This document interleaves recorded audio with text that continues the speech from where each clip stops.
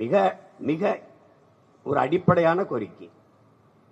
இந்த கல்லூரிகளை தனியார் பல்கலைக்கழகங்களாக மாற்ற வேண்டிய தேவை ஏன் வருகிறது?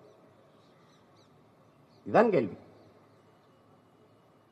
நாம் வளர்ச்சிக்கு எதிரானவர்கள் ஒரு கட்டமைக்கிறதை பாருங்கள். இந்த நாடுதான் தனி ஒரு முதலாளியின் வளர்ச்சியை ஒட்டுமொத்த நாட்டின் வளர்ச்சி, மக்களின் வளர்ச்சி என்று கட்டமைக்கிறது. 28 விழுக்காடு மக்கள் இரவு உணவில்லாமல் தூங்க போகிற நாடு, பல கோடிக்கணக்கான பச்சிலை குழந்தைகள் பசியோடு உறங்க போகிற நாடு வளர்ச்சி பற்றி பேசுகிறது. பிச்சைக்காரன் கதவை தட்டுகிறான், கார் கதவை தட்டுகிறான், ஒரு பெண் இருக்கிறார், நோ கேஷ் ஒன்லி கார்டு என்கிறார். உடனே அவன் சோல்னா பையிலிருந்து ஸ்வீப் மிஷின் எடுத்து நீட்டுகிறான்.